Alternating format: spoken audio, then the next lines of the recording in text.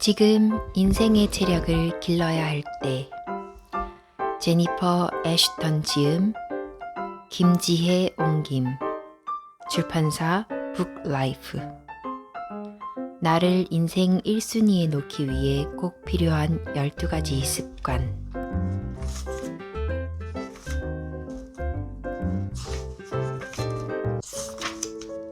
프롤로그. 처음부터 1년간의 셀프케어를 실천할 생각은 아니었다.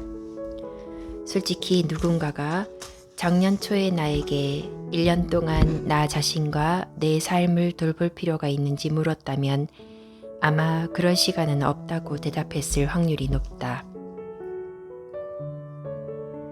어쩌면 내가 셀프케어를 가장 덜 중요하게 생각했다는 사실이 나에게 셀프케어가 절실히 필요하다는 증거였을지도 모른다.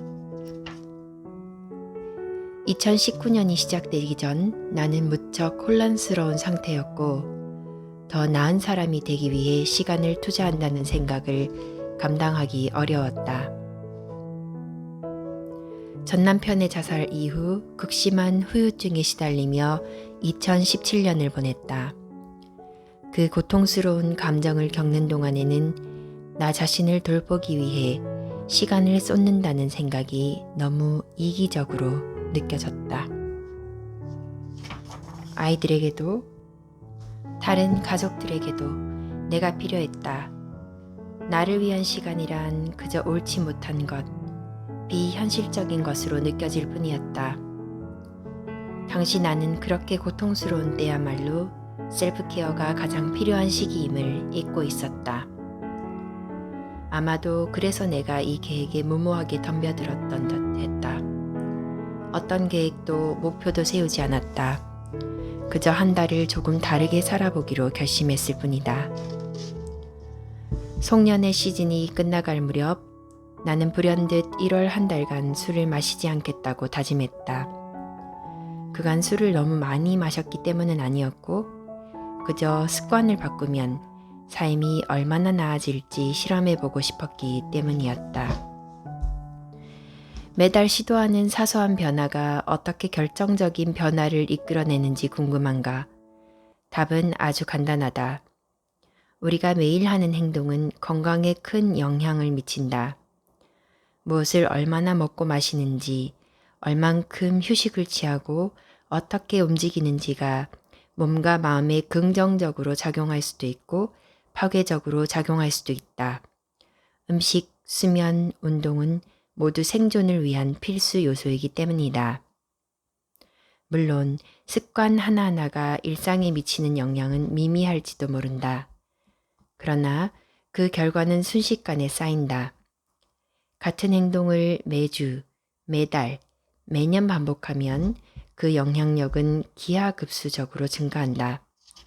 달리 말해 건강을 해치는 습관은 시간이 갈수록 강력해져 당신이 모르는 사이에 건강뿐 아니라 행복까지 심각하게 위협할 수도 있다는 얘기다. 한 달에 한 개씩 새로운 건강 습관을 들이는 방법의 가장 큰 장점이 바로 이 부분이다. 몸과 마음을 아주 조금씩 짧은 시간을 들여 개선하다 보면 지속적인 성공을 누릴 수 있다. 한 해 동안의 긴 여정을 시작하려는 당신에게 한 가지 조언을 하고 싶다. 자기 자신에게 호기심을 가지라. 지난 12달 동안 나는 자신을 위한 실험 중이라는 사실을 계속 상기했다. 매번 새로운 시도를 하려 했었고 나를 행복하게 만들거나 불행하게 만드는 것이 무엇인지 확인하기 위해 주저없이 내 행동을 돌이켜보았다. 나는 누구든 더 건강하고 행복하며 자기다운 삶을 살 수 있다고 진심으로 믿는다. 당신의 자아는 단 하나뿐이다. 이 책의 목차를 읽어보도록 하겠습니다. 1월, 금주의 달, 술을 멀리하자. 몸속 세포가 살아나기 시작했다. 2월, 플랭크와 팔 굽혀펴기의 달. 매일 아침 90초 만에 심장을 터질 듯 뛰게 만드는 법. 3월 명상의 달. 20분간 눈을 감았을 뿐인데 믿을 수 없이 차분하고 긍정적인 사람이 되었다. 4월 유산소 운동의 달. 온몸이 활력으로 펄떡이게 만드는 가장 확실한 방법. 5월 60보다 채식 위주의 달. 이렇게 맛있는 셀프 케어라니. 눈에 띄게 납작해진 아랫배는 덤. 6월 수분 보충의 달. 세상에서 가장 저렴하고 효과적으로 노화를 방지하는 법. 7월 더 많이 걷기의 달. 발걸음은 더욱 가벼워지고 에너지는 더욱 넘쳐난다. 8월 디지털 단식의 달. 하루에 고작 30분 핸드폰과 이별했을 뿐인데 무언가에 쫓기는 마음이 순식간에 사라졌다. 9월 당 섭취 줄이기의 달. 때로는 실패가 더 큰 가르침을 주는 법. 나의 도전은 아직 끝나지 않았다. 10월 스트레칭의 달. 왜 진작 시작하지 않았을까? 이토록 활력 넘치는 하루하루를 보낼 수 있는데. 11월 수면의 달. 겨우 15분 더 잤을 뿐인데 휴양지에 온 듯한 평온함이 찾아왔다. 12월 더 많이 웃기의 달. 해맑은 어린아이의 눈으로 세상을 바라볼 때 생기는 일. 1월 금주의 달. 2017년 12월 수많은 환자들과 똑같은 대화를 반복하고 또 반복하던 중에 나 역시 환자들과 똑같은 실수를 저지르고 있다는 사실을 불현듯 깨달았다. 물리적으로는 일주일에 7잔 이하의 술을 마셨는지 몰라도 늘 환자들에게 말했던 것처럼 레스토랑이나 바에서 제공하는 한 잔의 양인 데킬라 45ml나 와인 150ml보다 훨씬 많았다. 내가 저지른 위선이 스스로에 대한 모욕으로 느껴졌다. 나조차 따르지 못하는 충고를 환자에게 계속할 수는 없는 노릇이었다. 나는 결심했다. 금주의 달을 보내기로 말이다. 새해를 맞이하기 전 나는 곧 마주할 한 달을 걱정하는 대신 점심에는 로제와인, 저녁에는 데킬라를 곁들여 즐거운 기념 식사를 했다. 어쨌든 변화를 결심한 만큼 어딘가에는 이전과 이후를 가르는 기준선을 그어야 했고 그날의 식사가 바로 기준선이었다. 첫째 주. 모두에게 나의 도전을 알리라. 둘째 주. 건강을 위해 술을 포기하는 것이 어렵다면 피부를 위해 포기하라. 셋째 주. 술을 마시지 않고도 신나게 노는 법. 알코올이 포함되어 있지 않으면서도 우아한 느낌을 주는 와인잔에 담은 탄산수를 시켰다. 이달 초부터 여러 번 바에 방문했기 때문에 술 없이 자리를 잡는 일이 특별히 새롭진 않았다. 넷째 주. 술을 멀리함으로써 음주를 바라보는 시선이 바뀐다. 전문가들은 습관을 바꾸기 위해서는 30일이 필요하다고 입을 모은다. 술 없는 한 달 동안 술에 대한 태도와 욕구가 변했다. 나는 이 도전이 끝난 뒤에도 술과의 관계를 바꾸고 싶었다. 그래서 매주 마신 칵테일을 모두 기록하고 마신 양을 2배로 계산해 음주를 제한하기로 했다. 유지 가능한 목표를 세워 꾸준히 지켜나가기로 한 것이다. 금주에 숨겨진 과학적 사실들. 당신은 생각보다 훨씬 더 많이 마시고 있다. 하루에 단 한 잔의 술도 유방암 발병률을 높인다. 술이 심장에 좋다는 말은 믿지 마라. 술은 꿀잠을 방해한다. 음주는 진한 커피 한 잔을 마신 것과 같은 효과를 발휘해 숙면을 방해한다. 왜일까? 만약 당신이 평생 술을 딱 한 잔 마셔봤다면 그 술은 긴장을 풀어주는 이완제로 작용할 것이다. 알코올은 체내에서 수면을 촉진하는 물질인 아데노신의 생산을 돕는다. 하지만 이 효과는 일시적이다. 아데노신 분비가 멈추고 점차 사라지면 이는 생체 리듬, 즉 체내 내부 시계에 엄청난 충격을 준다. 결과적으로는 불현듯 더 각성한 상태에 이르게 된다. 음주는 피부를 망친다. 우선 알코올은 간 기능과 세포 해독 능력을 방해해 결과적으로 피부 세포에도 영향을 준다. 실제로 간 질환 환자들 중 피부 트러블로 고생하는 경우가 많다. 음주는 당신의 기분을 망친다. 포금한 다음날 아침 삶에 대한 절망감을 느낀 적이 있지 않은가? 바로 과음이 원인이다. 과음을 하면 자해 또는 자살을 하거나 정신질환에 걸릴 확률이 높아진다. 당신의 이야기. 첫째, 금주에 도전하고 있다는 사실을 모두에게 알리라. 둘째, SNS를 활용해 응원권을 확보하라. 셋째, 술과 무관한 활동에 참여하라. 넷째, 바 또는 음식점에 가면 무알콜 음료를 와인이나 칵테일 잔에 담아 마시라. 다섯째, 즐겁게 운동하라. 여섯째, 스트레스를 해소할 다른 방법을 강구하라. 퇴근 후에 마시는 술 한 잔으로 스트레스를 해소하는 데 익숙해졌다면 금주 도전을 하는 동안만큼은 이를 대체할 다른 방법을 찾아야 한다.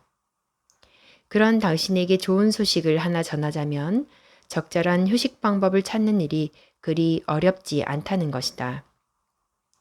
연구에 따르면 밖에 나가서 푸르른 나무나 공원, 물을 바라보기만 해도 즉각적으로 상당한 진정 효과를 얻을 수 있다고 한다. 운동이 스트레스를 날려버리는 훌륭한 방법이라는 것은 이미 잘 알고 있을 터다. 7번째, 금주를 통해 절약한 돈은 새 신발이나 여행에 쓰라. 8째,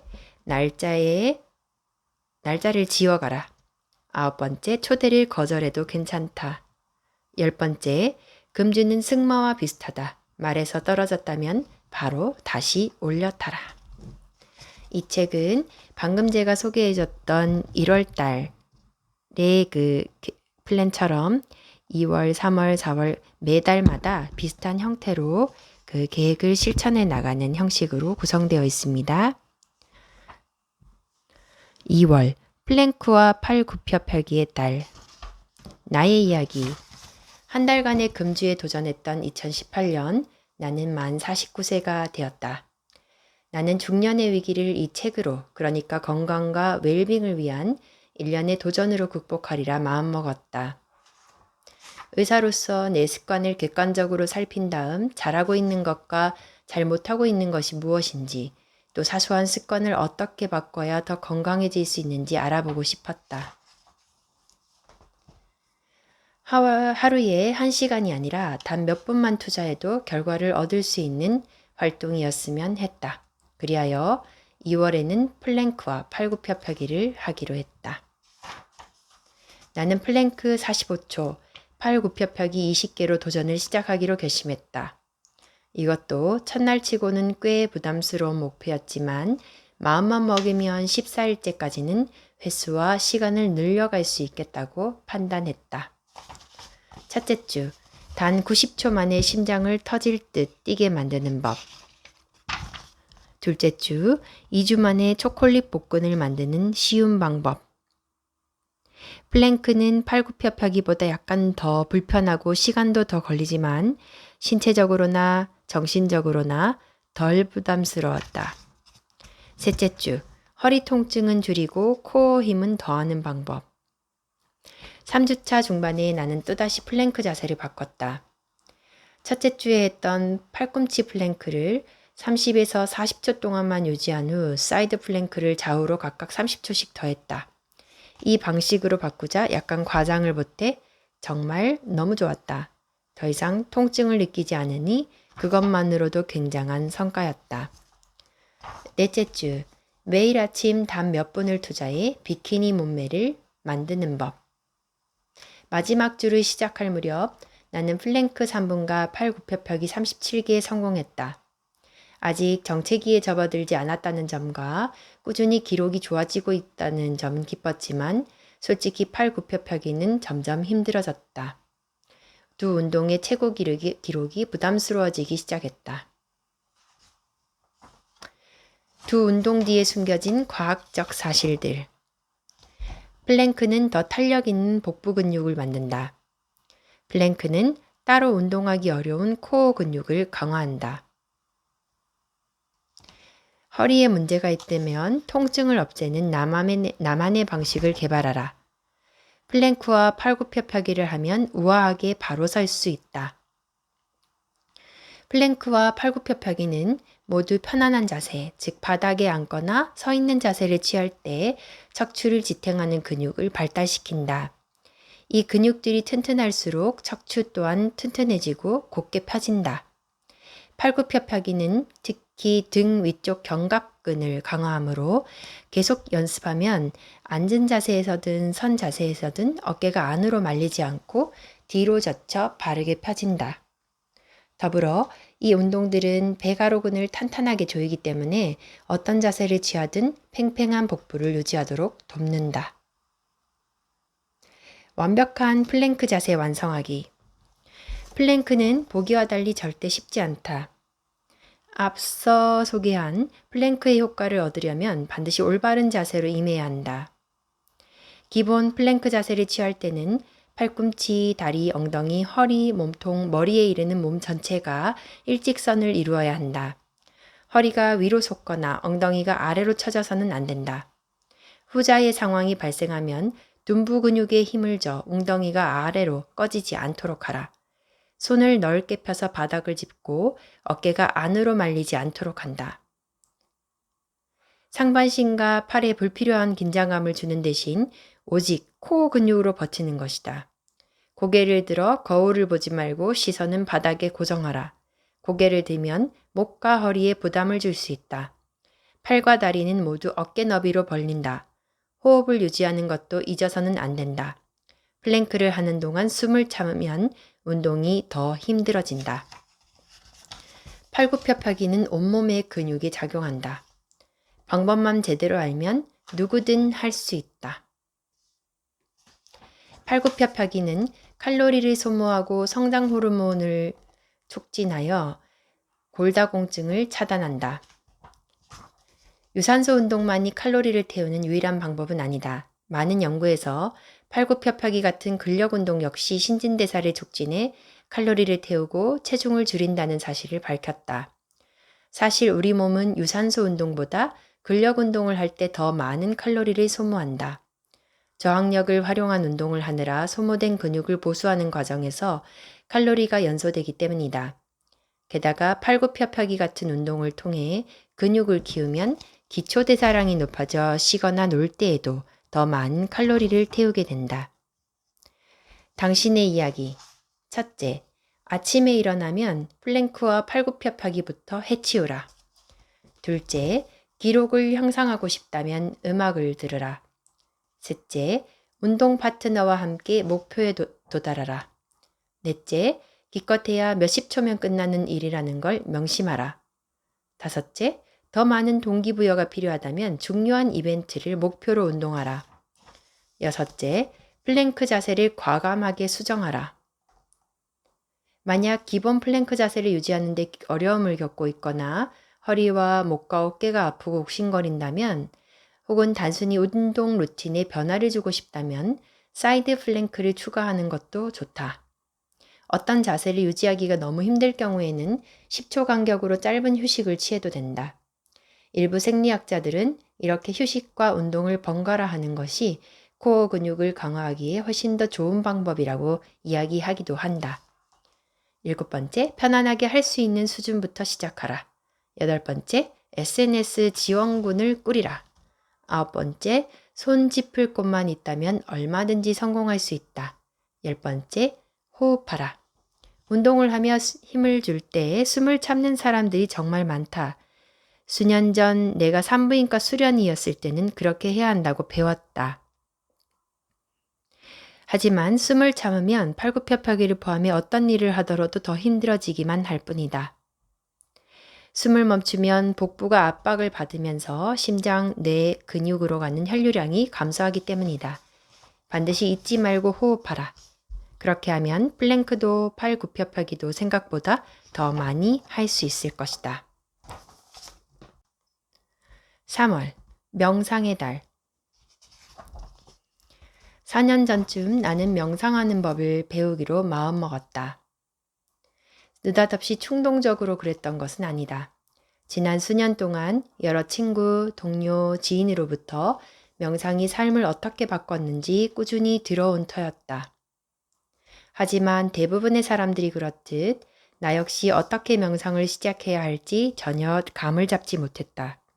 나는 매일 20분씩 일주일 내내 명상하는 것을 이번 달 목표로 삼았다. 이 목표를 달성하려면 아침에 눈 뜨자마자 명상부터 해야 했다. 하루가 시작되어 바빠지기 전에 미리 해 두어야지 퇴근하고 집에 오면 너무 피곤할 것이 분명했다. 마침 나는 아침 명상을 선호했다. 아침에 명상을 하면 하루를 보내는 데 필요한 정신 에너지와 기운을 바로 충분히 확보할 수 있었다. 첫째 주, 뇌를 단숨에 바꾸는 명상의 놀라운 효과. 둘째 주, 하루를 놓치면 일어나는 일. 일부 독자에게는 다소 생소하게 들릴 수 있겠지만 2주간 명상을 하고 나니 마음과 뇌와 몸, 그리고 매일 마주하는 극심한 스트레스 사이에 부드러운 쿠션이 끼워진 느낌이 들었다. 이는 조지 스테파노 플로스가 명상의 장점을 묘사할 때 썼던 표현으로 나도 전적으로 동의한다. 셋째 주, 당신의 명상을 멈추게 만들 단 하나의 실수. 넷째 주, 명상 덕분에 체중을 줄이고 공감 능력을 얻다. 도전 마지막 주, 나는 매일 명상을 하리라 다짐했다. 할 수 있는지 여부를 의심조차 하고 싶지 않았다. 그저 명상의 달을 정복하는 데 전념했다.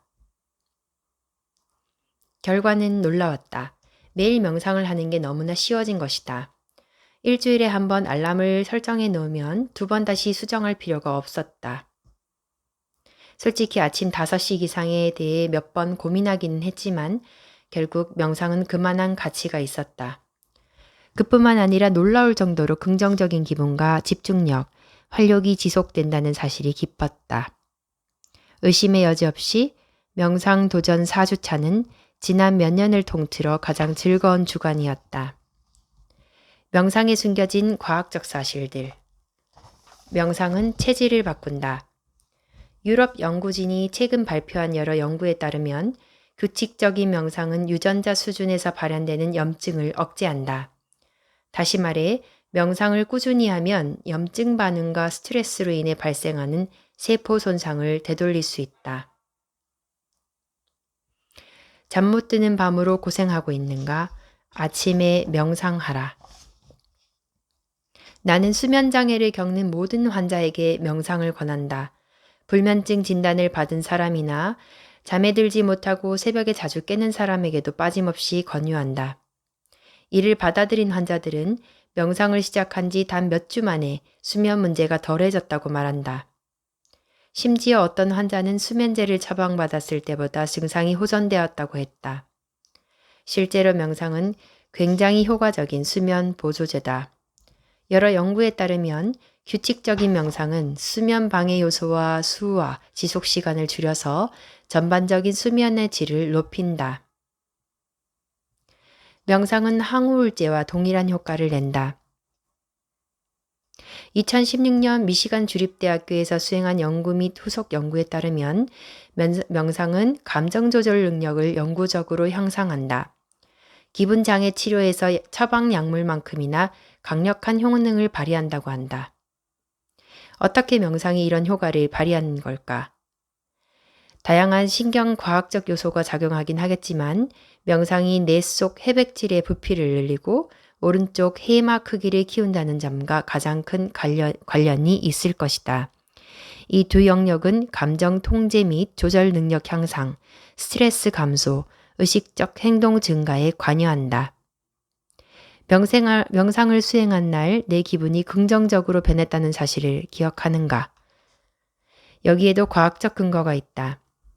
여러 연구에 따르면 명상이 긍정적인 정서를 담당하는 뇌 영역을 활성화하는 동시에 부정적인 감정을 발전시키는 영역의 활동을 억제한다고 한다.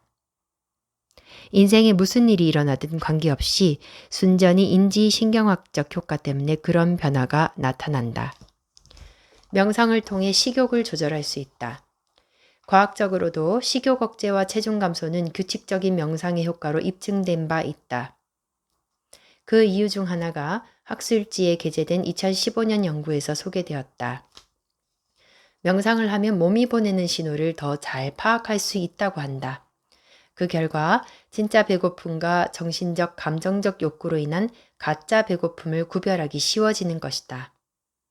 또한 명상은 지방 및 당분을 섭취하고 폭식을 하고 싶다는 욕구를 일으키는 체내 콜티솔 수치를 낮춘다. 이외에도 규칙적인 명상은 기분 전환을 돕고 자존감을 높이면서 불안감과 스트레스 수준을 낮춰준다. 명상은 신체와 외모의 시간을 거꾸로 돌린다. 꾸준히 명상하는 이들의 텔로미어, 염색체 말단의 덮개가 더 길다는 것이다. 텔로미어는 생물학적 나이와 연관된 부분으로 세포가 분열할 때마다 텔로미어도 점점 짧아진다. 따라서 텔로미어가 길수록 더 오래 살 수 있다는 게 과학자들의 공통 의견이다. 꾸준한 명상은 노화를 일으키는 스트레스를 줄이고 염증 반응으로 인해 망가진 피부와 머릿결을 회복시키는 데다 내부 장기의 노화까지 늦추기 때문이다. 명상을 통해 고혈압과 만성 통증, 중독을 치료한다. 명상은 당신을 인싸로 만들어준다. 그리고 또한 연구에 따르면 명상이 외로움을 줄인다고 한다. 당신의 이야기. 첫째, 당신에게 잘 맞는 명상법을 찾아라. 둘째, 의식을 바꾸는 방법을 터득하라. 셋째, 명상을 하루의 생산성 향상을 위한 투자라고 생각하라. 넷째, 알람 시간을 30분만 당기라. 다섯째, 매일 명상할 공간을 마련하라. 여섯째, 명상에 대한 고정관념을 버리라. 일곱 번째, 핸드폰 방해금지 모드를 설정하라. 여덟째, 명상 타이머를 활용하라. 아홉 번째, 명상 경험을 주변에 알리라. 열 번째, 스스로에게 관대해지라. 11월, 수면의 달. 첫째 주, 하루만 잠을 못 자도 기분과 에너지는 악영향을 받는다. 둘째 주, 얼마만큼 자야 충분한지 알아내기. 셋째 주, 스트레스를 덜 받고 더 많이 자는 법. 넷째 주, 더 많이 자면 살도 빠지고 더 어려 보이고 행복해진다. 수면에 숨겨진 과학적 사실들. 6시간 수면으로는 생각만큼 일을 잘 해낼 수 없다. 건강에 관한 가장 강력한 낭설 중 하나는 바로 6시간 이하만 자고도 아무런 문제 없이 일상을 영위하고 건강을 유지하는 사람들도 존재한다는 말일 것이다. 하지만 유력한 의학기관들은 하나같이 7시간 수면이 기본이라고 말한다. 미국 CDC에 따르면 7시간보다 적게 잘 경우 정신기능이 떨어질 위험이 생길 뿐 아니라 고혈압, 당뇨, 심장질환, 비만, 암, 뇌졸중, 그 밖에 온갖 질병으로 인한 사망률이 높아진다. 만성 수면 부족은 우울증 위험을 높이고 뇌세포의 영구적 손상을 유발한다. 7시간 수면 법칙에 벗어나 있는 사람은 인구 중 1%에 해당한다고 밝혀진 단시간 수면 가능인이나 유전적 변이로 만성 수면 부족의 치명적 영향을 거의 받지 않는 사람들 뿐이다. 하지만 가장 확실한 사실은 나는 그런 사람이 아니라는 것이다. 대수롭지 않게 생각한 수면 장애가 당신을 죽일 수도 있다. 만약 과도한 피로감을 느끼거나 잦은 두통, 간밤의 식은땀, 기타 여러 증상으로 고생하고 있다면 당신에게 필요한 것은 수면 도전이 아니라 의사와의 상담일지도 모른다. 수면 장애는 꽤 흔한 일이며 불면증이나 하지불안 증후군이나 기면증은 환자들이 자각하기도 의사들이 진단하기도 쉽다. 반면 수면 중 무호흡증을 겪는 사람들 가운데 80%가량의 사람들은 본인이 잠재적으로 죽을지도 모르는 상황에 놓여 있다는 생각조차 하지 못한다.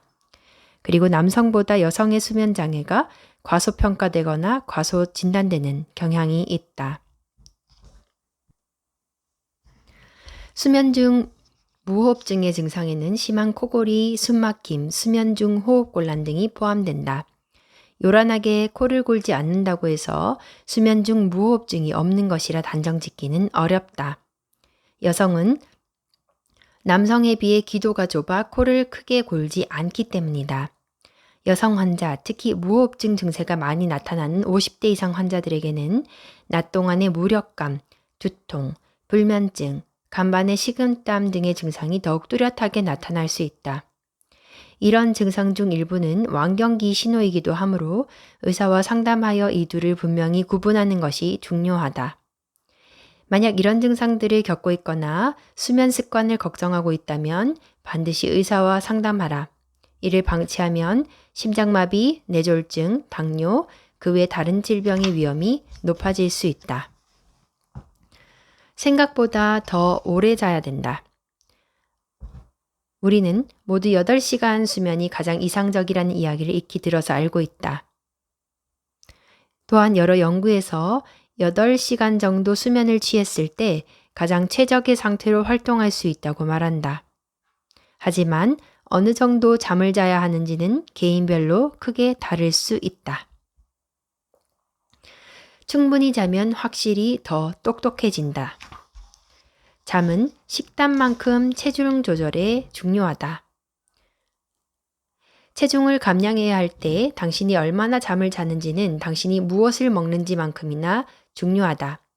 연구에 따르면 수면 시간이 7시간 미만일 경우 체내에서 지방을 연소하는 능력이 떨어진다. 2010년 시카고 대학교 연구진이 수행한 연구에 따르면 똑같이 다이어트를 했음에도 잠을 8시간보다 적게 잔 사람들은 8시간 이상 잔 사람들보다 지방 감량 수준이 55% 더 떨어졌다. 잠이 부족하면 신진대사도 느려진다. 충분히 잠을 자지 않는 것은 다른 방식으로 호르몬에 영향을 미치기도 한다. 예컨대 체내에서 포만감을 느끼게 하는 호르몬인 렙틴이 덜 생성된다. 동시에 우리가 허기를 느끼게 하는 그렐린이라는 호르몬이 더 많이 만들어진다. 그 사이에 스트레스 호르몬인 콜티솔이 증가한다. 두 호르몬 모두 식욕을 돋우고 뭔가 먹고 싶다는 강렬한 욕구를 자극한다. 수면 부족은 피부를 망친다. 잠을 안 자면 얼굴에 다 티가 난다. 진짜로 그렇다. 잠이 부족하면 체내의 콜티솔이 증가하는데 이는 살이 찔 때와 비슷한 결과를 피부에 가져온다. 과도한 콜티솔은 피부 염증 반응 및 이와 관련한 여드름, 건선, 습진, 그리고 내가 고생 중인 딸기코 등의 증상을 악화시킨다. 콜티솔이 너무 많아지면 콜라겐과 히알루론산이 파괴되는데 이 둘은 모두 피부의 탱탱함과 탄력을 선사하고 피부에 광이 나게끔 하는 물질이다. 둘 중 하나라도 부족해지면 잔주름과 깊은 주름이 모두 늘어날 수 있다. 또한 우리는 서파수면이라 불리는 수면 상태를 충분히 확보해야 한다. 그래야 피부 세포를 포함한 모든 세포의 손상을 복구하는 데 필수적인 성장 호르몬이 생성되기 때문이다. 성장 호르몬이 부족하면 얼굴은 물론 전신의 노화 속도가 더 빨라진다. 잠들어 있는 동안 우리 신체가 피부 세포의 수분 균형을 바로잡는다는 점도 중요하다.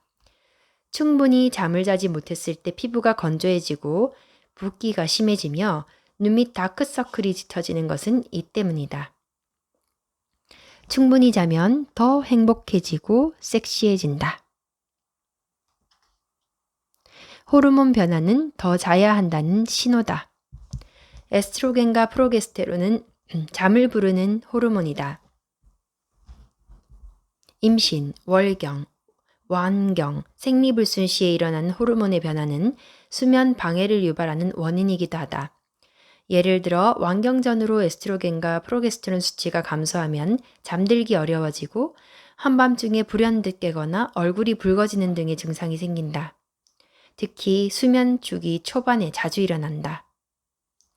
이런 문제가 흔하다고 해서 호르몬에 관련된 수면 장애를 여성이라면 벗어날 수 없는 운명으로 받아들일 필요는 없다. 만약 호르몬의 불균형이나 변화 때문에 수면 장애가 생겼다는 의심이 든다면 주치의나 산부인과 전문의와 상담하라. 아마도 호르몬 대체요법과 함께 수면을 유도하는 이완요법이나 호흡조절요법, 심상요법 등을 알려줄 것이다. 호르몬 변화로 인한 수면 방해를 직접 막는 방법들도 있다.